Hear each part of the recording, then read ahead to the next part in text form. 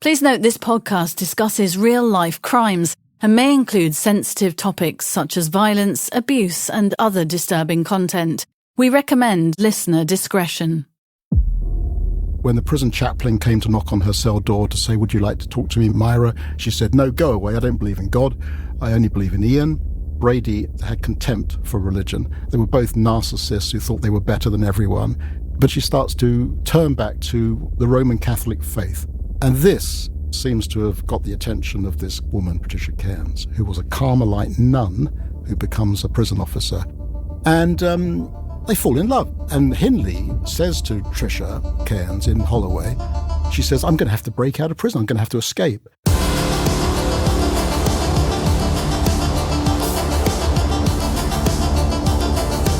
I'm journalist Helen Fospero. I'm crime reporter Martin Brunt. And this is True Criminals. A journey into the darkest corners of the criminal underworld with insights from decades of true crime reporting. The stories behind the stories, plus exclusive interviews with those closely involved in notorious cases. Re-examining crimes so shocking, they still haunt our imaginations.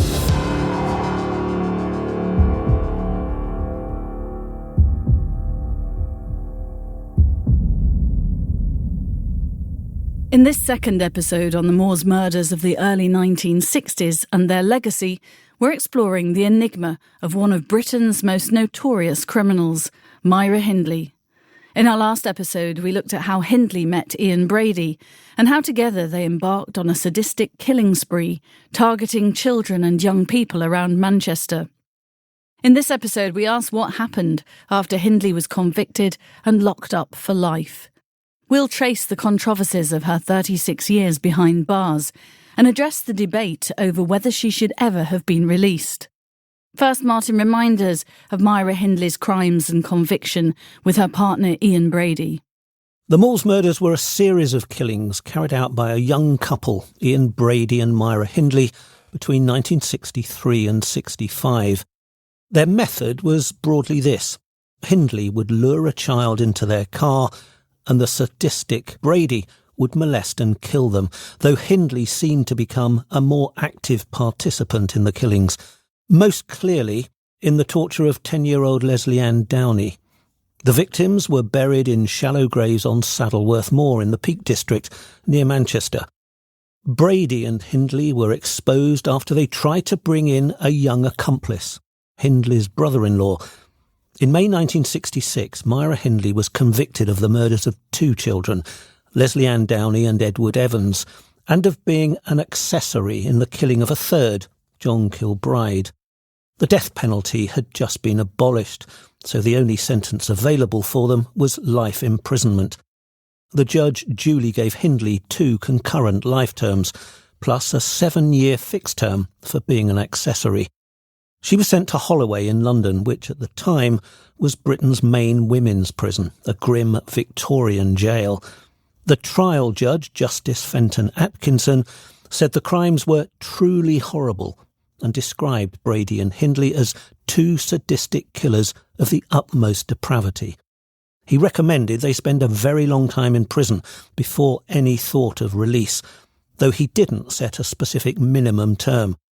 So Hindley, who was then 23 years old, began her life sentence under the highest security and under the shadow of that condemnation.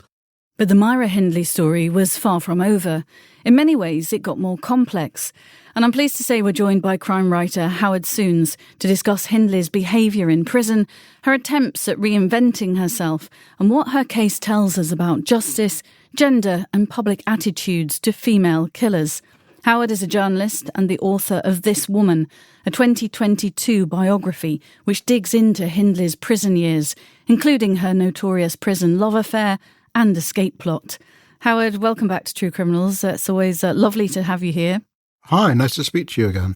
What provoked you to write a biography of Myra Hindley? I always love the stories behind why you put pen to paper. I was producing a television documentary about the prison relationship between Myra Hindley and Rose West. They met in prison in the 1990s.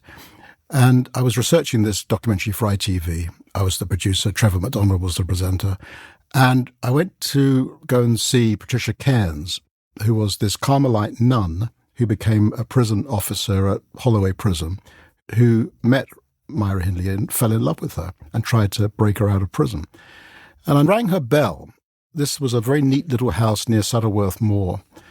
And as I rang the bell played, I think it was the theme from Love Story.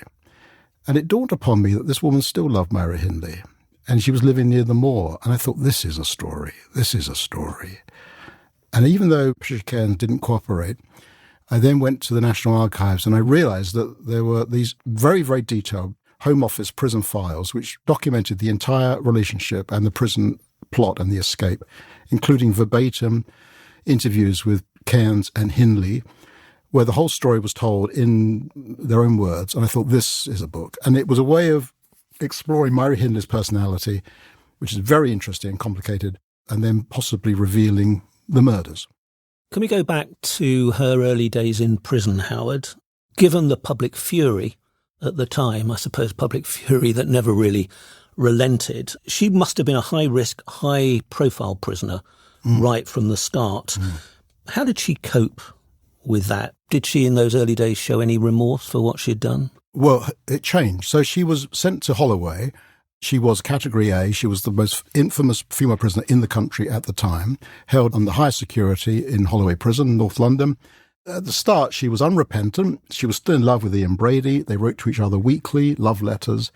When the prison chaplain came to knock on her cell door to say, would you like to talk to me, Myra? She said, no, go away. I don't believe in God. I only believe in Ian.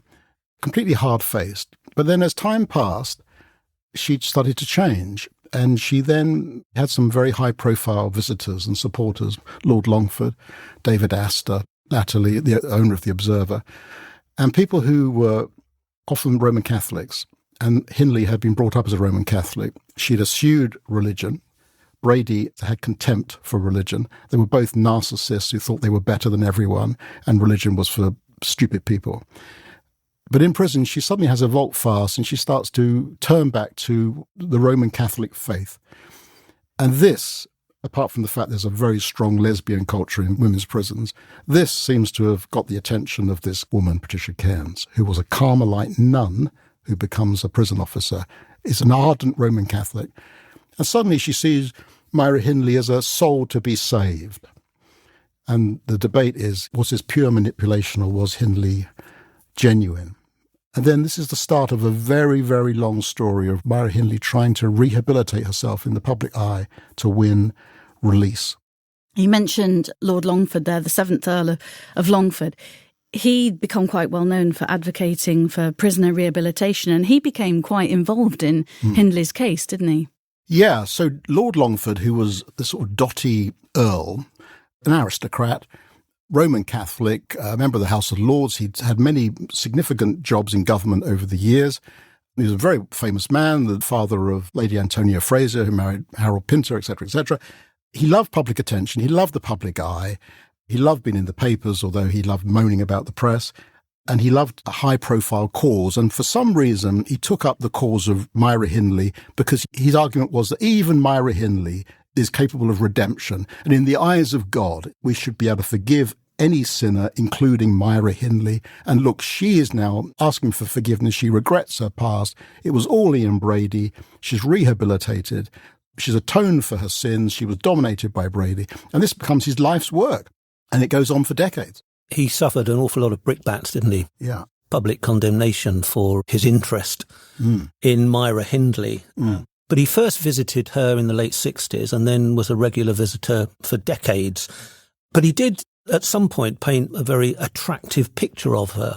He's recorded as saying that she was a delightful conversationalist. This flew in the face of the public image of her. He really believed that she should be given a second chance, didn't he? Yeah, so he would say, oh, yes, she's a very clever woman. She reads Dickens.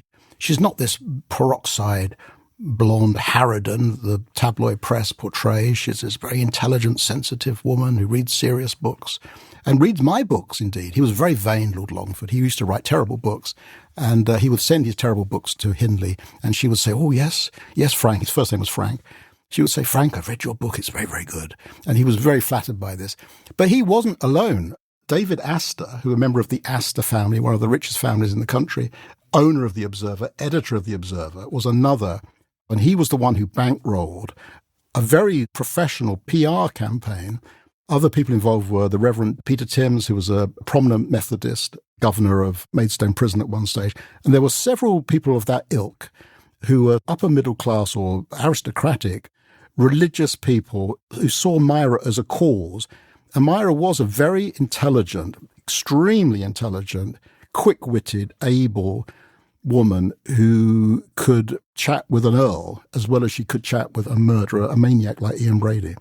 Early on, she was positioning herself, I think, as a devout Catholic and studious inmate with a public figure believing, or a few public figures believing perhaps in her redemption. But things were far from smooth behind the scenes. Let's talk about some of those early controversies. At one point, I think the prison governor took Myra out on a walk outside of the prison, which caused an uproar, didn't it? So another person who fell for Myra Hindley's charms was the governor of Holloway Prison, a lady called Dorothy Wing. She agreed that Myra was a terribly nice person and was probably demonized by the press, and she was probably the victim of this dreadful man Brady. And one day she decides to put her in her Rover at Holloway and drive her up to Hampstead Heath, and they march around Hampstead Heath together. And one of the guards is so outraged by this that they ring up the Daily Express, or the Sunday Express. And the next thing you know, the Sunday Express are at the prison door, banging on Dorothy Wing's door. Her governor's house was at the gate of the prison, Gothic house at the gates of this Gothic castellated prison. And they said, "Here, Mrs. Wing, what are you doing taking Myra Hindley to Hampstead Heath?" And Dorothy Wing said, "Well, she's a terribly nice girl. I think she's worthy. Everyone should have a breath of fresh air, you know. It's awful in that prison." And by the way, she was a bit of a drinker, Mrs. Wing. And this, of course, became a front-page sensation. Myra Hindley taken to Hampstead Heath, horror, shock horror. And this is one of the early stories in this saga. But the amazing thing is that Dorothy Wing and Lord Longford and David Astor and Peter Timms and all these very, very clever, notable people all think that Myra Hindley's a terribly nice person. And a great conversationalist. Yeah, and bookish, intelligent, demure. Because we all think of Myra Hindley as the infamous picture of her with the peroxide blonde hair and the baggy dark eyes and the hard, malevolent stare in her mugshot. But in prison, of course, she's a brunette and she becomes a different sort of a person. But the thing, again, is that she's a clever person. She's a very clever person. She really was intellectually smart. And so she seems to be quite capable of fooling these people, not in a dissimilar way to the way she fooled those poor children who were lured into the cars and the vans and taken up onto Saddleworth Moor to be murdered.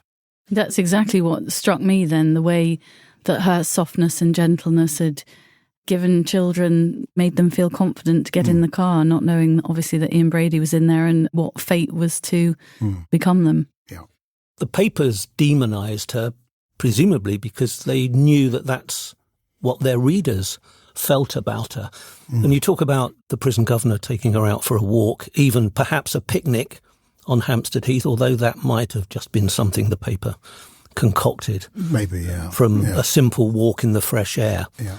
But of course, Myra Hindley repaid that kindness shown by the prison authorities by trying to escape, didn't she?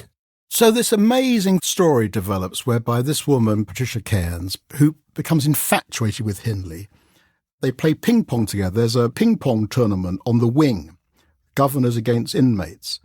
There's a very strong lesbian culture in Holloway. And it appears to be this is always the case in women's prisons, but it was a very strong thing in Holloway. But the inmates were often lovers, but sometimes the female staff fell in love with the prisoners and vice versa. So they're playing ping pong. They're listening, by the way, to pop records, the Carpenters, just when their first hit came out. And they fall in love. And then after the walk on Hampstead Heath with Mrs. Wing, the backlash is such that I think the Home Secretary says in the House of Commons, Myra Hindley is never going to be released. This was a mistake. Mrs. Wing, by the way, lost her job. We're never letting this dreadful woman out of prison. Of course not. And Hindley says to Tricia Cairns in Holloway, they're never going to let me out. The press hate me. She, in turn, hated the press. The press was her big enemy, her bête noire. She says, I'm going to have to break out of prison. I'm going to have to escape. And you're going to have to help me. And the story I tell in this woman is the story of what happens next. this deluded woman, Tricia Cairns, who had been a nun, become a prison officer, a very unusual person, plans and plots with a third prisoner called Maxine Croft, who I interviewed at length, to break Hindley out of prison. And it's a very elaborate, it's like a movie. They obtain prison keys, which they then copy in bars of soap using cut-down toothbrushes. And then they smuggle these impressions out of the prison to a Arthur Daly-type crook who runs a scrapyard in East London, who's going to make fresh keys, and they're going to smuggle the keys back in. Tricia's going to let Myra out of her cell in the middle of the night. They're going to climb the wall, then go to Heathrow and get the first plane to Brazil. And this takes months to get ready.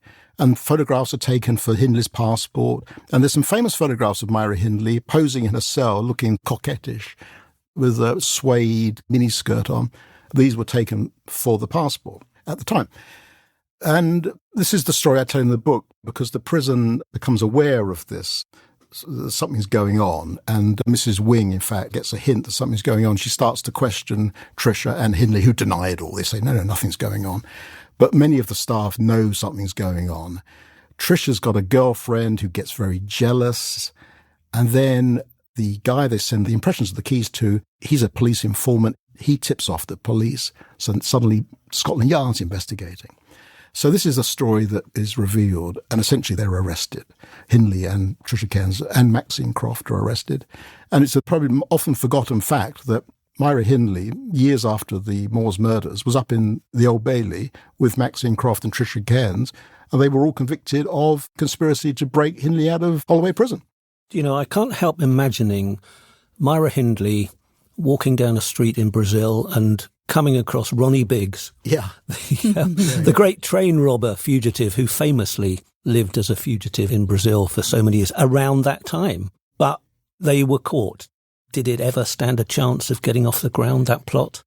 No, it didn't stand a chance. But what is interesting about it is the psychology of it. As always with criminals, it's the psychology of it. The fact that this woman was so infatuated that she ruined her whole life. She became a prisoner. So she was a nun who became a prison officer who became a prisoner. And she was banged up in HMP Durham for about 3 years. And then years later, I knock on her door and she's got Love Story on her doorbell chimes. The other one, Maxine, little Max, who was like the gopher for them, who was a sad little character, chirpy sort of East End crook who died recently. She also was done for it. And of course, Myra was serving life anyway, so it was no skin off her nose. But what the story reveals is the strength of Hindley's personality, and that she was able to persuade a gullible person, a well-meaning gullible person, like Lord Longford, like David Astor, like Tricia Cairns, that she somehow deserved their help. And they somehow blinded themselves to the fact that this was the same woman who talked children into a van to go up to the moors to be raped and murdered. The 1973 escape plot, I think, demonstrates that even while Hindley was outwardly claiming to have found religion and following the rules, behind the scenes she was willing to exploit people to regain her freedom. So when this story became public and then they went to court and everything, presumably it reinforced that popular view that she was devious and dangerous and probably should never be released. Well, you say that, but when I researched the book, I got the press cuttings, and there was a priceless article in the Daily Mail by a colour writer who was obviously sent to court to witness this trial. Of course, it's the first time that the press have seen Myra Hindley in the flesh since the Moors murders. And there's some silly Daily Mail colour writer who's saying, she's very different to the woman who was convicted at the assizes for the Moors murders. She's now a very attractive brunette wearing a very subdued twin set, and she spoke very eloquently in court. It's almost like there's a fashion magazine piece, and how well behaved she is. And of course, the other thing is, in court, Hindley gives a speech about her faith and the depth of her faith, and how Tricia believed in her when no one else did, and how they truly believed in Jesus, and like the people in the Bible, they were capable of redemption, and would you deny me the chance of... It's all this overblown garbage, which chimes with people who believe in that sort of thing. But it's so overwrought and so silly and emotional and ridiculous. Because she was this so demonised figure, there was an obsession in the media in seeing what she looked like today. And this happened at various stages. And the first report I ever did at Sky News on day one was about Myra Hindley. because I had contact with a prison officer at Cookham Wood. She ended up at some stage at Cookham Wood Prison in Rochester in Kent. And through a go-between, I was told that regularly, as part of her rehabilitation, a prison guard or two would accompany Myra Hindley incognito to Chatham Shopping Centre, just to get a bit more acclimatised. I did think at the time, even if you're banged up in prison, a trip to Chatham Shopping Centre was not a great delight. We tried to persuade the prison guard to tip us off when she was going out next so we could hide behind the bushes and get pictures of her.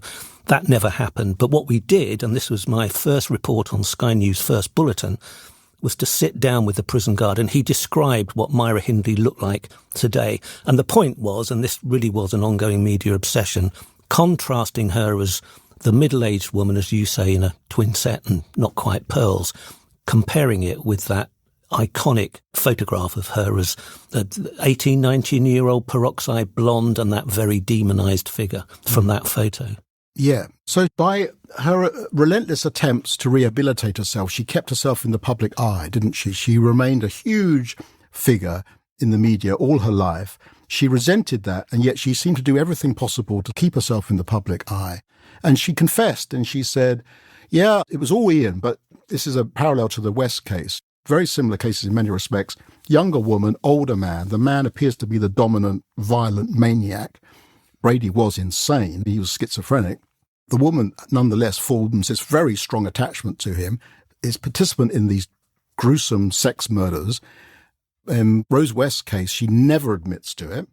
She just blanks the whole thing, says it was all Fred. I knew nothing about it.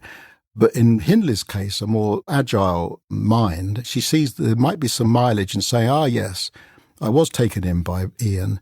I regret it now. I'm going to help you. Brackets. I hope to be released one day. And in fact, she bought a house in southeast London. David Astor bought her a house so she and Tricia could live the rest of their lives in suburbia, just not far from Greenwich.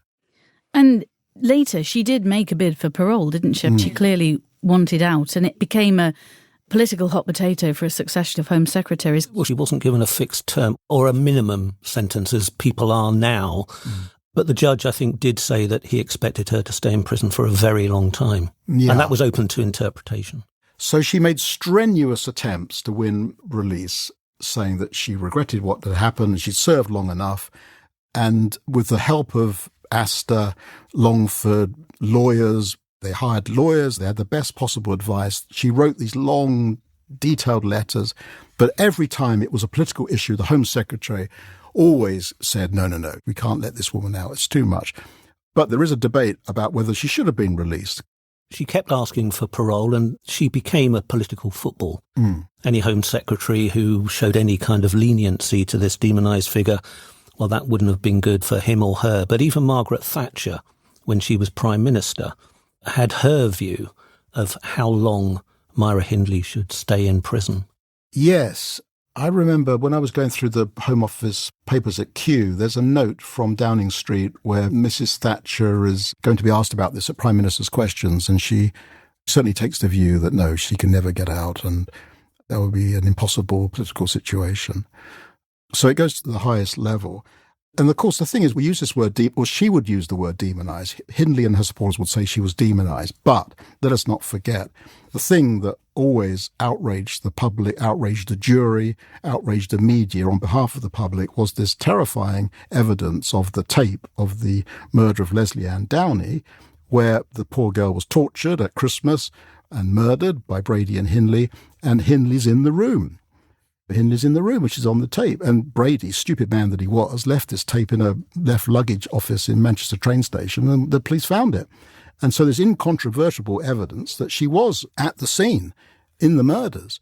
And when poor Leslie Ann Downing begged for mercy, she told her to shut up. She said, shut up or I'll hit you one. And so that's the thing people should always bear in mind. And that's the thing that kept her in prison until the day she died. Meanwhile, Ian Brady responded to imprisonment in, well, almost the opposite way, didn't he? Well, yeah. So Brady's a very different character. So Brady is a delusional schizophrenic who ends up in Broadmoor. Then he goes to the place up in the north, Ashworth, for the criminally insane. He lives in a world of fantasy. He thinks that the buildings talk to him and the rocks on the moors have personalities. He's totally out of his mind, this guy. And a bit like Fred and Rose, he loves Myra, really loves her. They are very, very close, and she loved him. But in prison, they turn against each other. And it starts when she rediscovers her Roman Catholic faith, and she starts to turn against him. She stops replying to his letters. She said that she was frightened of Ian, that Ian dominated her, that he was a violent man, that Ian said to her after the first murder, if you go to the police, I'm going to kill you. And so she claimed that she was acting in fear of her life. That was her excuse. He's very hurt by this and becomes very bitter.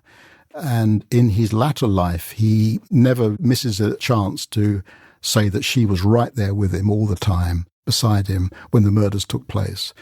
And he more or less admits it, but his interviews, such as they are much less coherent than hers. But she does become repentant, doesn't she, to the extent that she eventually admits to more crimes.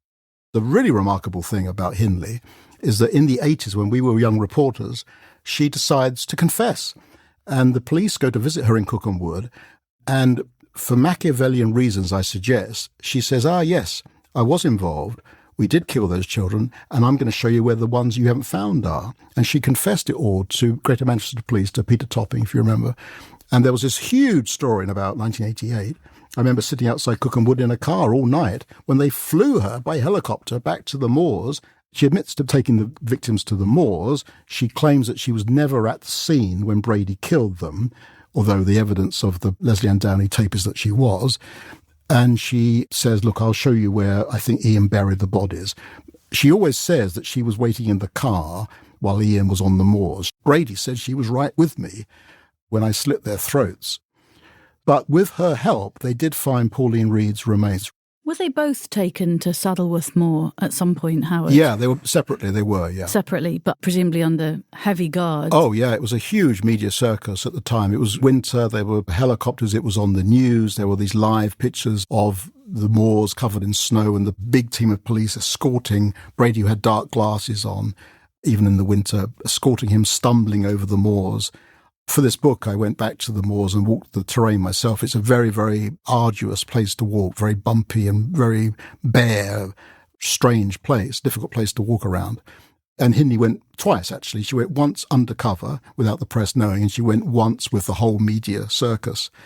And it was a huge story. It was one of the first big stories I remember having any involvement in as a young reporter. And you probably did as well, didn't you? I did. And since, and I remember they were very spooky photographic images taken from a very long distance. Yeah. On that one occasion when the photographers did discover where she was. Pauline Reed's body was found in 1987. Yeah. And I wanted to ask that her confession must have given some satisfaction to the families. I know that Keith Bennett's body wasn't found and is still undiscovered today, but you've mentioned Peter Topping, the detective chief superintendent who oversaw the investigation.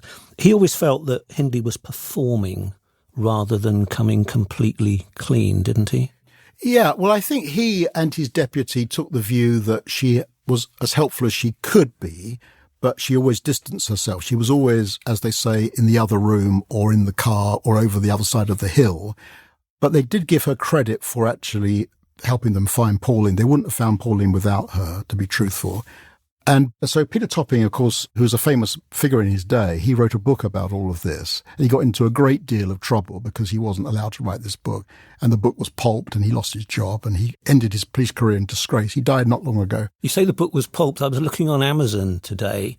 You can buy a copy, I think, for £91. Yeah. And and by the way, it's a great book. Is it? It's a great book, because it's the story of those Cookham Wood interviews, and he tells the story. It was ghosted by a very good journalist called Jean Ritchie, who we all used to know, and she's still around, Jean. She's a great writer, lovely lady, and it's a really good book. But he got in a hell of a lot of trouble for that book, and he lost his job. The book was pulped, and he ended his life living on a croft in Scotland as a sort of recluse. And I think, to some extent, when you get involved in a story as big as this, the people involved have the same instinct that we do as journalists. They want to tell the story because it is so amazing. They want to share it. And to be frank, there's money in it. And they see that, and they're offered money, they're offered book deals. And Peter Topping was offered a book deal. And he had enough vanity and enough avarice. And also he had a good story to tell, let's be truthful. And he really put his heart and soul into this thing. So this case had become the case of his life. And naturally he wanted to tell that tale. And I can't blame him for that. But actually, he was still a serving police officer and he was using material that he shouldn't have used. So he got in a lot of trouble for it. And actually, he got in trouble with it from Hindley herself, who was a very litigious, canny operator, who said, these interviews are my copyright. You're breaking my copyright. So that was actually the first problem. It was Hindley's lawyers, bankrolled by David Astor and Lord Longford, saying, we're going to sue you for breach of copyright. The media remained hostile to Hindley. And in fact, there were many headlines, I think, accusing Hindley of digging for her freedom when she went off to the moors to try and help find other victims. Yeah, I think that's true. But let's compare her with Rose West. At least Myra Hindley had the ability to say, look, I did do it. I'm sorry. I will help. All of that is true. Now, what she did originally is wicked and unforgivable. And it's hard to get your head around why she did those things with those children. What on earth was motivating her to take part in the abduction and rape and abuse of children? Why would anyone do that? It's insane. But she did ultimately try to do the right thing. Now, Rose West has never tried to do the right thing. So you have to give Hindley credit for that. Now, whether that means that you should release her from prison, in many ways, what would have been the harm of releasing her from prison? She wasn't going to hurt anybody. She cost a lot of money to keep under high security all those years. It was a waste of time. Maybe she should have been released. But of course, you understand the public indignation if that would happen. That's a big debate. But far from winning her release, her confessions backfired, didn't it? Yeah, they did, yeah. It just showed that Myra Hindley, whatever she says, could not win because the Home Secretary of the day in 1990 was David Waddington. And he simply took her admissions, her new admissions, as proof that she'd been lying for decades. And that was an excuse to keep her locked up longer. That's true. Yeah, that is true. So when she changed her story and admitted all this, yes, a lot of people said, well, so she's been lying all these years. And indeed, she'd been lying to people like Longford, because up until this point, she'd been telling Lord Longford and David Astor and Tricia Cairns, by the way, the nun, oh, I didn't do anything. I'm innocent. And they were all supporting her on that basis. And then suddenly she says, oh, no, I'm not innocent. Actually, I was involved, but I wasn't the murderer. It was Ian who was the murderer. So nothing is simple. To me, that's why she's so interesting. If the woman was straightforward and explicable, she wouldn't be as interesting as she is. She's enigmatic. And she's remained one of the most fascinating criminals in British history because she's so enigmatic and curious. And she has a kind of charisma. Myra Hindley is one of those people, a bit like Fred West, and there's a few others in criminal history, who's got a charisma. There's a fascination. They have a sort of superstar quality. They are different. They are weirdly different and partly mysterious. And I think in the history of British crime, going back to Jack the Ripper, she's one of the few really remarkable, outstanding characters. Doesn't mean she's outstanding in a good way, but she's outstanding in that she's remarkable. And what is it about her being remarkable that you think you're drawn to in terms of you wanted to write the book and tell more of her story? Well, just that murder's the ultimate crime, isn't it? If you kill someone, that's the ultimate crime. And people who commit murder have gone beyond the experience of most of us in life. And so that's always interesting. Most murders are pathetic and squalid and disgusting and horrible and stupid. But then there are people like Hindley whose motivation is so complex and fascinating that it speaks to someone who's an interesting person. She is an interesting person. And it brings up all the issues of right and wrong and childhood and what happened in her life to make her like this, and the dynamics of the relationship with Brady and the justice system. All of these things are worth exploring, and they're interesting. And the fact that she was so articulate and so intelligent and so brazen about the whole thing, even to the end, she was so full of herself. To my mind, like Brady, she was a supreme narcissist. She thought she was better than everyone, and she thought everyone else was beneath her. Now, where she got that from is a mystery, because she came from a very, very humble, very poor background, in fact. You said in passing earlier that Myra Hindley ended up in the same prison, at least, in Durham, with Rose West. Now, at the time, there were rumours that they had become friends, and I remember again the tabloids piled in and the idea of this killer couple being allowed to get to know each other was a terrible thing. But true or not, I can see why it just threw up more stories about Myra Hindley. You said that you thought about, or you were trying to do a film about their relationship. What's the truth about their relationship? Oh, well, we made that film, which was Rose West and Myra Hindley, that was broadcast by ITV. They certainly did meet. So there are witnesses, including Rose's lawyer, Leo Goatley, who went to visit his client in Durham, and he saw her with Myra at a table having tea. So they knew each other. It's a very small wing. They were on H Wing. H Wing in Durham was where the most notorious female criminals of the day were held. There were only about 40 of them, I think. Yeah, there were 2 members of the IRA. There was a member of the Mafia. There was Linda Calvey, the notorious Linda Calvey, who's, by the way, a lovely lady. There was Rose West, and there was Myra Hindley, amongst a few other weird people. And they were all banged up together in H Wing in Durham. And they couldn't help but know each other, and they certainly knew each other. Now, the suggestion, some of the gossip over the years is they had some kind of love affair. That, I think, is stretching a point, but they certainly knew each other.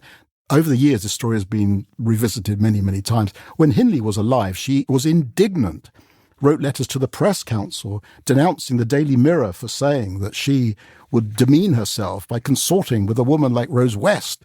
Didn't she realise that she was Myra Hindley, that she read Dickens and Shakespeare and her friend was Lord Longford and blah, blah, blah. And she wrote to the Press Council ticking the Daily Mirror off. It's outrageous what the gutter press say about me. But they certainly knew each other. And my information from Leo is someone I know very, very well, her lawyer, is that Rose was completely intellectually outfoxed by Hindley. She was befriended by her, was lost in a maze of Machiavellian, why is Hindley, what's Hindley want from me, why is she talking to me, why is she befriending me? It's like kids in a playground, there's a pecking order, and they're all using each other. Rose told Leo, told her lawyer, that she thought that Myra Hindley was trying to use her, that she was manipulating her in some way that wasn't to Rose's advantage. And so Rose then ended this friendship, essentially.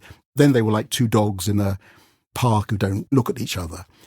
But I think the other thing is that, to use the dog analogy, there was this thing, who was the top dog on the wing? Who was the most famous prisoner? And there is a culture in prison, who is the most famous prisoner? And who was the most famous female prisoner in the country? Myra Hindley. And the only one to rival her in celebrity terms was Rose West. And Rose West, having just been convicted, just been sent to Durham, she was like the rising celebrity of crime. And I think probably Myra Hindley resented that slightly, because I think Hindley enjoyed her celebrity. I think that's true. I think she enjoyed being famous. Did she ever give any interviews, Howard Hindley, to the press? Well, she did. She wrote numerous letters, and she would tend to write to people from The Guardian and The Observer. Well, The Observer, of course, because she was friends with the editor. And she would have pet reporters who she thought were sympathetic to her.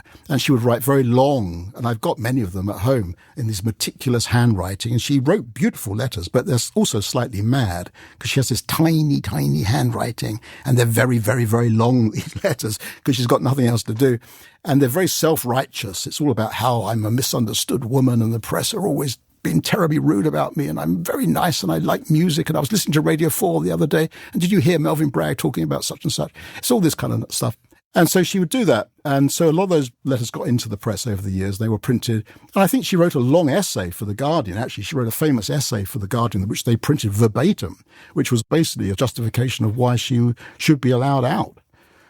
But she would eschew the Mirror, the Sun, the Star. She saw the tabloids as being the very devil. Quite right, too, as a former tabloid reporter like you, Howard. Yeah. Martin, by the early 2000s, I think Hindley had exhausted her appeals in British courts, but there was a major development, wasn't there, in late 2002, a legal ruling that suddenly made it seem possible that she could actually be released. Yes, it was a seminal moment in the criminal justice system in a way, because the law lords took away the rights of politicians to interfere in the minimum terms of the most serious criminals. There were various Home Secretaries who intervened and kept raising the minimum term that Myra Hindley should stay in prison, to the point where I think it was David Waddington who said that she must never be released, even though Myra Hindley wasn't told that at the time. So it was all done rather secretly.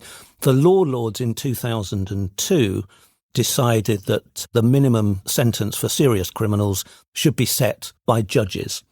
So what it effectively opened up was the possibility that Myra Hindley might one day be released. But even then, while this new law was waiting to be enacted, the then Home Secretary, David Blunkett, jumped in and Myra Hindley became a political football again because he tried to set a new minimum term for her, extend her time in prison before the new law came in. All this scrambling, though, Howard, was eventually overtaken by events, wasn't it, with Myra being ill and eventually dying? Yeah, so Hindley was a heavy smoker. Her health starts to fail in her 60s. She's moved from Cookham to another prison out in Essex, or Suffolk, I think, a less rigorous prison, which she likes much better. And then her health starts to fail. She has another rather infamous lesbian love affair with another prison helper. So another woman falls under her spell, and that becomes a sort of tabloid sensation for a while. And then dear old Linda Calvi, the Black Widow, is banged up again with Myra, and she was telling me how she used to do Myra's hair as an old lady and how Myra's reeking of cigarettes. And she's never given up on hope of being released. She thinks that she's going to get released by appealing to the European courts with the help of David Astor, who himself now, I think, has died, but his widow is still bankrolling her, Lady Astor. Then she's moved to hospital and she dies. By the way, Brady, who'd been on hunger strike on and off for years and was also an avid smoker, he lives on for many, many more years and dies only quite recently, actually. But Hindley goes first and has this very high-profile funeral. It's supposed to be a private funeral in the sense that the press are kept out. The press are outside. They film the whole thing. And then she's cremated and her ashes are passed into the care of Tricia Cairns, the prison officer who went to prison for trying to break her out. They kept in touch over the years. They had a very complicated relationship, but they'd never quite broken the bond. And I think Tricia and a friend of hers scattered the ashes on the moors. Now, not on the exact spot where the murders take place, because the moors is obviously an enormous area, a vast expanse of country, but not that far away, actually. But on Saddleworth. Near the reservoir, there's a reservoir up there, which was the place where they scattered the ashes. And indeed, when I went to knock on Tricia's door years later, she was within a walk of that spot.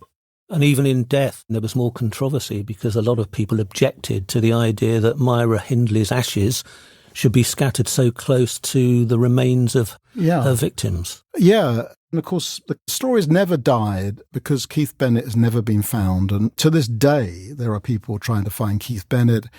And only just recently, there was a documentary on the BBC. Duncan Staff did this documentary, the endless search for the remains of Keith Bennett.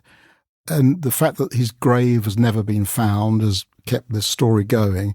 But more than that, I think Hindley's very curious personality, that very famous photograph of her, the fact that she's a double act with Brady, like Fred and Rose, very rare to have a couple who murder together in tandem, makes them doubly interesting and weird, really, means that she remains one of the most iconic figures in British crime, I think. Destroyed Winnie, didn't it, who's no longer with us, Keith Bennett's mum. She spent her whole life trying to find her little boy's remains and give him a proper burial. Yeah, and Keith's brother, Alan, is still alive and still grieving. It's never ending, really. It's extraordinary, isn't it, that even after 36 years, there really was essentially no chance of forgiveness or any public neutrality in Myra Hindley's case. It's true to say, and it's a cliche, but she remained a symbol of evil, didn't she? Right to the end. What's your personal view on whether she should have been released? I don't really have a view. I'm open to both arguments, actually. I don't think there's any harm in having her released. I think the fact that she was a woman meant that she got more attention than if she was a man. I think she was her own worst enemy. If she'd kept her head down, she would have been released years ago. But although she was very intelligent, she was also actually rather foolish in her relentless, high-profile PR campaign, which just kept her in the news. And every time she was in the news, the tabloids would print extracts from the Leslie Ann Downey tape, which no one can forget, having read. Once you've read it, you never forget it. And she wasn't smart enough to play her cards right. But I think, to some extent, the fact that she was a woman singled her out because she was known as the most wicked woman in Britain. It seems unnatural for a woman to kill children. That's the same with Rose West. I think that means that they get more opprobrium. Now, whether that's right or wrong, I don't know. I think the point is that women are seen by society as the nurturers of children. So when they do commit crimes, and particularly crimes against children, it's an astonishing thing. And of course, it becomes a bigger media story than when a man kills a it's child. Unusual, isn't it? Men commit most crimes, and for a woman to commit sex crimes, which is what the Moor's murders are, there are sex crimes, it seems very weird and strange. And it is weird and strange. Of course, it is wicked. It is truly wicked. She would say that these were mistakes she made in her youth, which she repented of. But it's hard to imagine making such mistakes. It's hard to imagine doing such a thing, isn't it, at any point in life? That certainly is. Howard, thank you again for some incredible insights and for joining Martin and I on True Criminals. We do really love having you guesting with us. Well, thank you both. Martin, when Howard leaves our studio, I always think what a great nose for a story he's got. We all know the story of Myra Hindley and this heinous killer. But for him to uncover the story of her falling in love with a former nun who turns prison guard, who then plots Myra's escape, and they get a bar of soap and they copy the keys in a bar of soap and they have this huge plan hatched. And then eventually this woman becomes a prisoner herself when she goes to jail for all this. He's got a good nose, hasn't he, for a tale? I've known Howard for donkey's years. In fact, I knew him even before the Fred West murders, which was his big story initially, but then, of course, he got captivated by the Myra Hindley in Brady story and dug deep into that, as he had done with the West story. Howard, when he was in Fleet Street, when I first knew him, was one of the most tenacious reporters that I knew, and I was very envious of him in those early days. And I still am, because he goes deeper than I think anybody has into these most extraordinary stories of which we think we know all the details. But time and time again, Howard pops up and tells us something that we didn't know. He does. One of the things that struck me is how differently the two Moor's murderers were perceived and treated after their convictions. Ian Brady eventually faded from the public eye. He wasn't trying to get out of prison, so society could simply ignore him as long as he was secured in a mental hospital. Hindley, though, by contrast, became that focal point of the life means life debate in Britain. And you can't help but think, perhaps, had she kept her head down, like Howard said, maybe eventually, in her 50s, she perhaps would have eventually been released. Ian Brady didn't prompt those ongoing public campaigns that she did. He really did fade into the background. Occasionally he would pop up, but I think most people who'd followed the story forgot almost about Brady, whereas Hindley was always in the headlines by her own choice. She kept fighting for parole, and nobody would blame her for that. But she kept coming into public view every time she did that.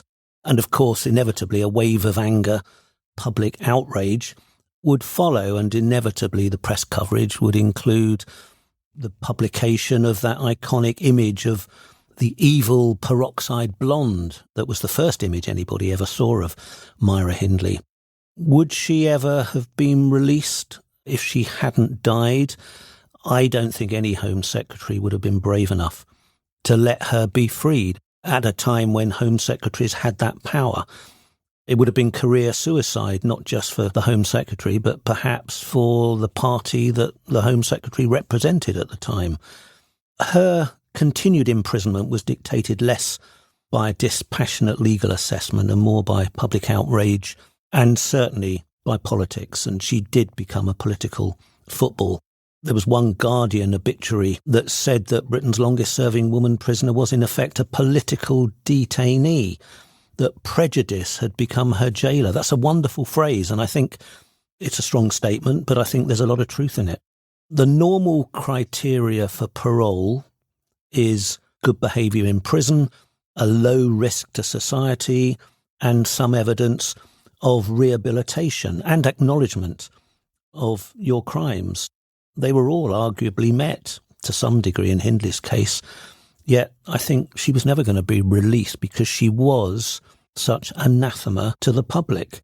I suppose if she had lived to a long age, then perhaps a compassionate system, the parole board it would have been, would have released her, because it would be difficult to see that if she'd lived to her 60s and 70s that she would have posed any kind of risk to the public. It leads us back again to that gender question that we touched on in our first episode about the Moors murders, the almost primal horror at the idea of a woman committing cruel sex crimes against children. Hindley was the ultimate bogey woman, if you like. Society could say she's not like us, she's simply evil. Yeah, and because she was so demonised, I guess people looked at her in very simplistic terms. If she was just a monster, then the question of rehabilitation or forgiveness doesn't even arise. You don't rehabilitate monsters, you cage them. And that's effectively what happened to her.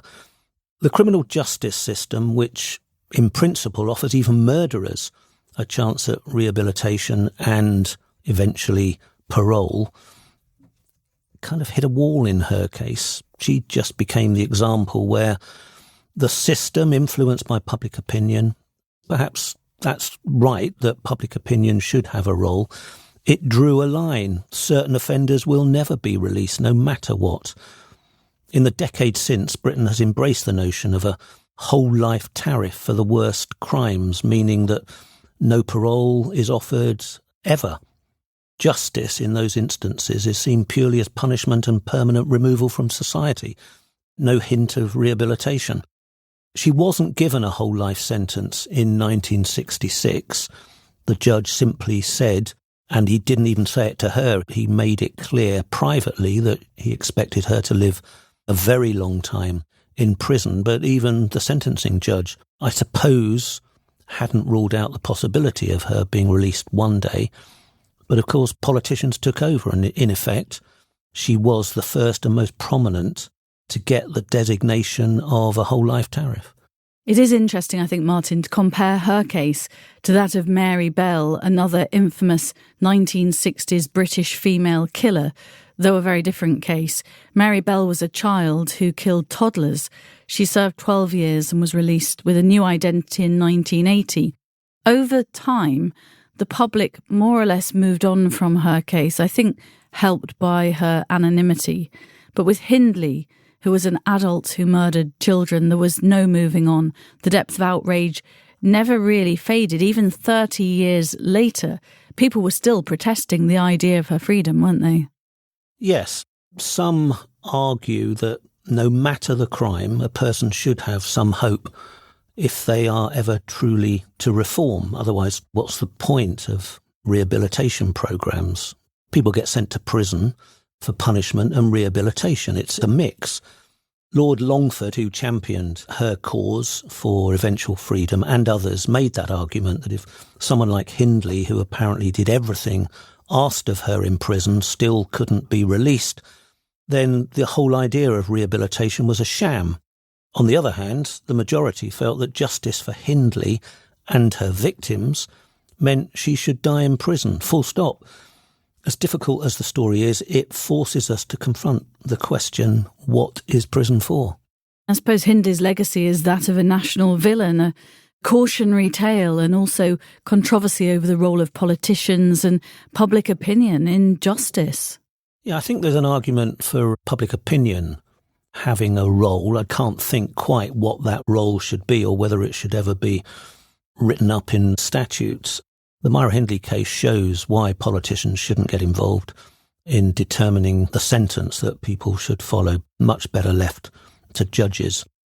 In the end, Myra Hindley's story is one of the darkest in criminal history in Britain, not only for the gruesome crimes she committed, but for what followed. Her desperate attempts at freedom and the unyielding public loathing, backed up by screaming newspaper headlines that accompanied her to her grave. And beyond the grave, the thought that Various funeral directors refused to handle her remains. It continued after her death, didn't it?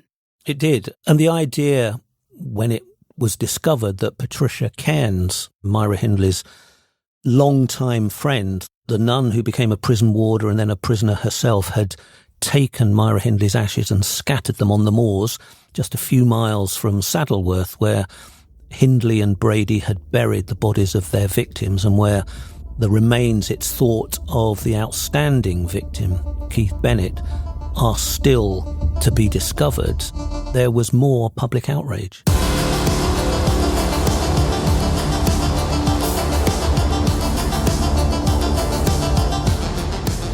Welcome to our new Patreon followers. Thank you for joining.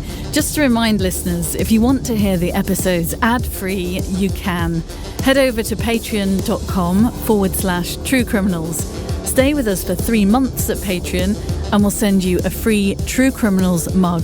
Martin and I haven't even got one of those yet. Your support means everything to us. If you're enjoying the podcast, please take a moment to leave us a review. It helps us grow, reach new listeners, and keep bringing you the stories you love. This episode is brought to you by Audio Bleach Global.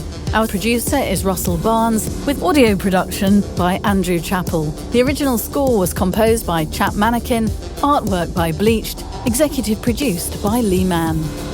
Follow True Criminals on Instagram @true.criminals and on YouTube at youtube.com/@true-criminals. For exclusive content and ways to support the show, visit us at patreon.com/True Criminals. For partnership opportunities, please contact us at contact@audiobleachglobal.com.